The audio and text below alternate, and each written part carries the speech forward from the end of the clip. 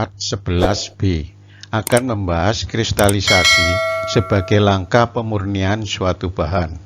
Perlu diketahui bahwa pada proses industri kimia, kristalisasi dikelompokkan pada langkah operasi pemisahan atau pemurnian suatu campuran bahan dengan cara kontak kesetimbangan, di mana kesetimbangan yang terjadi pada langkah ini mensyaratkan terjadinya perubahan fasa dari komponen yang terkandung pada campuran tersebut. Pada kristalisasi, komponen sukrosa yang larut dalam nira tentunya mengikuti persyaratan yang ada, di mana kristal sukrosa dipisahkan dari larutan nira dengan membuat kondisi larutan nira sedemikian rupa sehingga larutan nira menjadi lewat jenuh, sehingga menyebabkan terjadinya kristal sukrosa, sedangkan molekul dari komponen bukan gula akan tetap berada di dalam larutan. Apabila butiran kristal telah membesar dan dipisahkan dengan peralatan pemisah gula, maka akan diperoleh butiran kristal yang komponen utamanya adalah sukrosa, sedangkan komponen bukan gula tetap berada di dalam larutan. Dengan penjelasan di atas, di mana dihasilkan kristal sukrosa yang relatif murni yang terpisah dari campurannya. Hal ini menunjukkan bahwa kristalisasi merupakan langkah dari pemurnian. Terbentuknya kristal sukrosa dari nira dipengaruhi oleh sifat komponen dari nira, khususnya sifat kelarutan komponen yang terlarut dalam nira. Oleh karenanya, perlu dipahami sifat kelarutan sukrosa, di mana sifat kelarutan ini dapat digunakan sebagai pengaturan sekaligus pengawasan pada proses kristalisasi. Adapun sifat-sifat yang harus dikuasai pada proses kristalisasi ini diantaranya: pertama, sifat kelarutan sukrosa dalam air murni. Kedua, sifat sukrosa dalam larutan nira atau disebut juga sifat kelarutan sukrosa dalam larutan gula teknis. Pertama, sifat kelarutan sukrosa dalam air murni. Di alam, setiap bahan dalam jumlah tertentu dapat larut pada zat cair, termasuk dalam hal ini larut dalam air. Dan sejumlah bahan yang larut dalam air pada suhu tertentu disebut kelarutan bahan, termasuk dalam hal ini sukrosa atau gula yang larut dalam air. Seorang peneliti yang bernama Hertzfeld telah menyelidiki sifat kelarutan sukrosa murni di dalam air dan menemukan hubungan sifat kelarutan sukrosa di dalam air yang dipengaruhi oleh suhu yang dinyatakan dengan rumus S sama dengan 64,1835 ditambah 0,13477 kali suhu T ditambah 0,0005307 kali T kuadrat, di mana S adalah kadar sukrosa yang larut yang dinyatakan dalam persentase, dan T adalah suhu larutan yang dinyatakan dalam satuan derajat Celcius. Dari rumus kelarutan sukrosa, diketahui bahwa larutan sukrosa pada suhu T derajat Celcius mengandung sukrosa maksimal sebesar S%, atau dapat dikatakan bahwa larutan jenuh sukrosa pada suhu T derajat Celcius mengandung sukrosa maksimal S%. Selanjutnya, apabila pada larutan jenuh sukrosa suhu T derajat Celcius tersebut diperlakukan sebagai berikut. Pertama, larutan jenuh suhu T derajat Celcius dipanaskan hingga suhu menjadi T1 derajat Celcius, atau suhu T1 lebih besar dari suhu T. Maka nilai kelarutan sukrosa menjadi S1% atau S1 lebih besar dari S. Hal ini menunjukkan bahwa larutan sukrosa yang semula jenuh menjadi tidak jenuh, atau bisa dikatakan bahwa larutan pada suhu T1 derajat Celcius kondisinya di bawah jenuh. Selanjutnya, apabila larutan pada kondisi di bawah jenuh ditambahkan kristal sukrosa, maka butiran kristal sukrosa yang ditambahkan akan mengecil ukurannya. Bahkan, kristal sukrosa tersebut akan larut semua. Kedua, apabila larutan jenuh suhu T derajat Celcius didinginkan menjadi T2 derajat Celcius atau suhu T2 lebih kecil dari suhu T, maka nilai kelarutan sukrosa yang baru menjadi S2%, di mana S2% lebih kecil dari S%, sehingga larutan yang semula jenuh akan berubah menjadi lewat jenuh. Dan pada kondisi lewat jenuh ini terjadi selisih besarnya sukrosa yang terlarut pada suhu T dengan sukrosa yang terlarut pada suhu T2, yaitu sebesar nilai S dikurangi dengan nilai S2, dan besarnya selisih sukrosa ini akan berubah menjadi bentuk kristal. Dari penjelasan di atas dapat disimpulkan bahwa kristal terbentuk pada saat suatu larutan memiliki kondisi lewat jenuh. Adapun peristiwa terbentuknya kristal ini dapat dilihat dan diamati dengan menggunakan ultramikroskop dengan pembesaran sampai ribuan kali. Berikut gambaran perhitungan kelarutan sukrosa. Diketahui suatu larutan sukrosa suhu 60 derajat Celcius pada kondisi jenuh. Pada larutan tersebut diperlakukan dua perlakuan yang berbeda, yaitu pertama, apabila larutan sukrosa dengan suhu 65 derajat Celcius tersebut dipanaskan hingga suhu mencapai 70 derajat Celcius. Kedua, apabila larutan sukrosa dengan suhu 65 derajat Celcius tersebut didinginkan hingga suhu mencapai 60 derajat Celcius.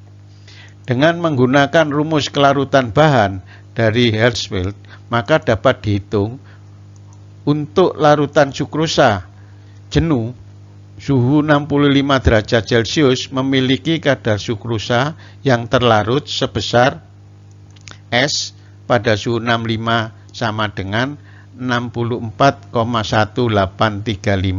ditambah 0,13477 kali 65 ditambah 0,0005307 kali 65 kuadrat sama dengan 64,1835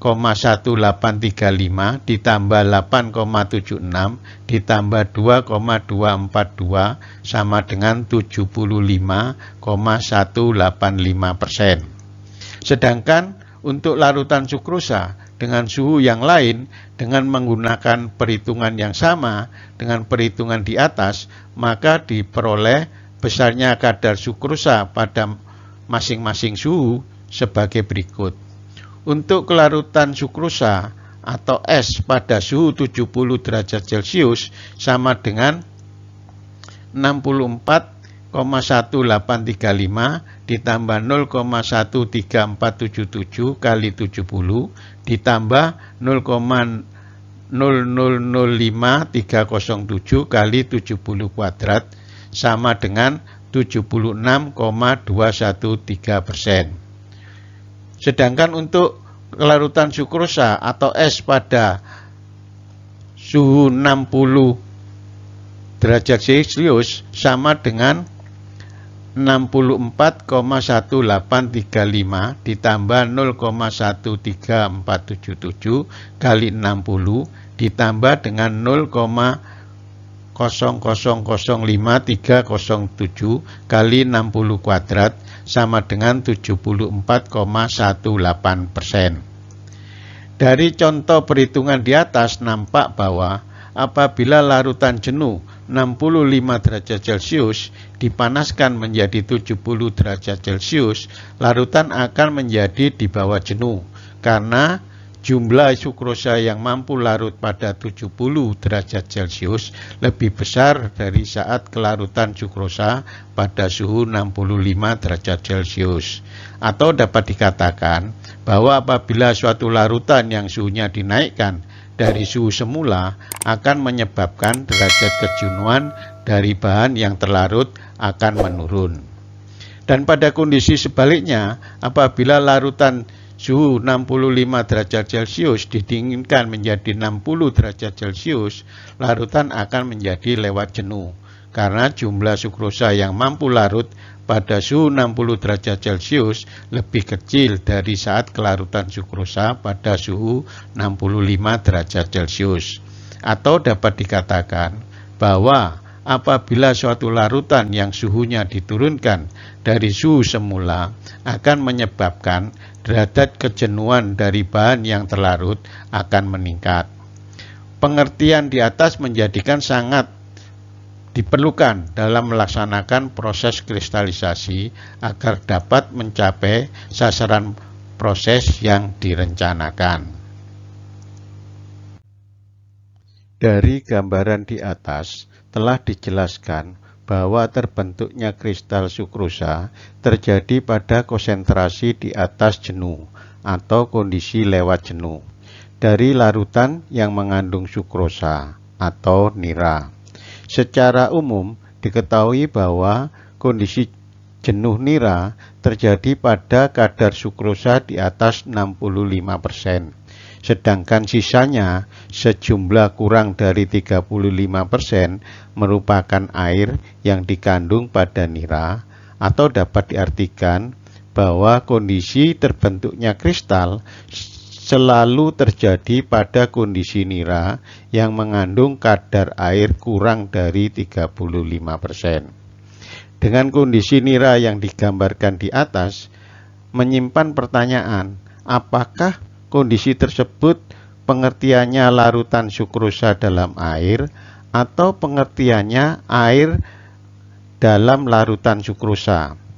Karena ada pertanyaan tersebut, maka dalam pembahasan proses kristalisasi selanjutnya banyak dilakukan dengan menggunakan perbandingan antara sukrosa persen air, bukan sukrosa persen larutan.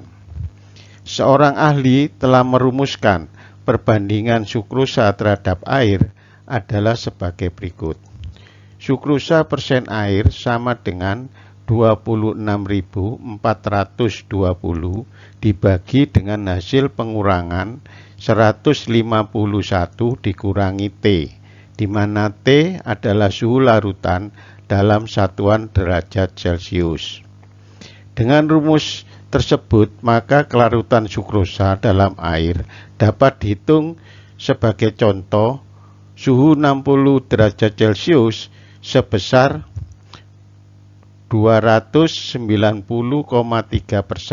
atau sama dengan 2,9 gram sukrosa per gram air.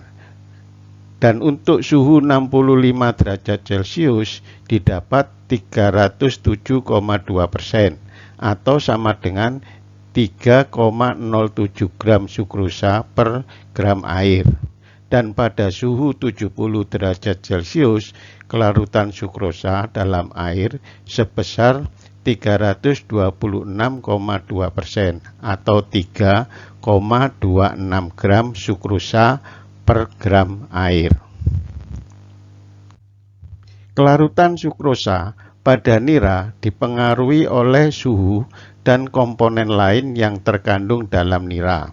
Sedangkan diketahui bahwa nira mengandung beberapa komponen, diantaranya sukrosa dan unsur-unsur bukan gula yang terdiri dari unsur anorganik dan unsur organik, di mana unsur anorganik umumnya bersifat menaikkan kelarutan sukrosa, tidak seperti unsur organik yang cenderung bersifat menurunkan kelarutan sukrosa.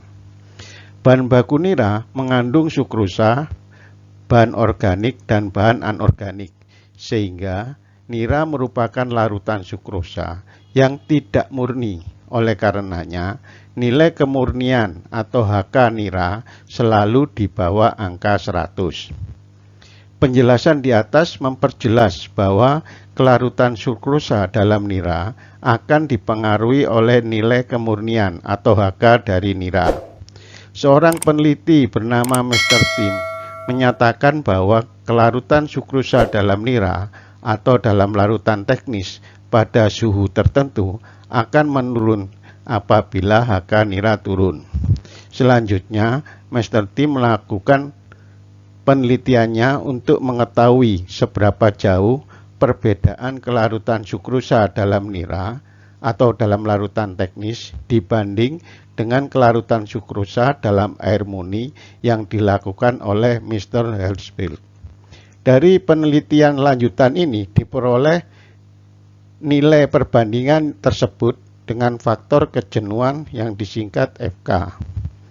Yang dirumuskan, FK sama dengan sukrosa persen air jenuh larutan dengan kemurnian R pada suhu T derajat Celcius dibagi dengan sukrosa persen air jenuh murni pada suhu T derajat Celcius. Berikut disajikan hasil penelitian Mr. Tim berupa tabel besarnya faktor kejenuhan atau FK dari nira tebu beserta struknya terhadap berbagai nilai HK. Seperti kita ketahui bahwa nira mengandung komponen yang berbeda. Tentunya hal ini akan berpengaruh pada nilai kelarutan sukrosa. Perbedaan komposisi komponen yang terkandung dalam nira disebabkan oleh komponen yang terkandung pada batang tebu yang dipengaruhi oleh pertama, varietas atau jenis tanaman tebu. Kedua, tempat di mana tanaman tebu tumbuh atau dapat diartikan iklim dan kondisi tanah. Ketiga, perlakuan di kebun atau teknologi budidaya tanaman, pengelolaan tanah, kebijakan panen, dan lain sebagainya. Sekian, sudah dibahas kristalisasi sebagai langkah pemurnian secara singkat. Untuk part selanjutnya akan dijelaskan tentang sifat-sifat larutan sukrosa. Terima kasih.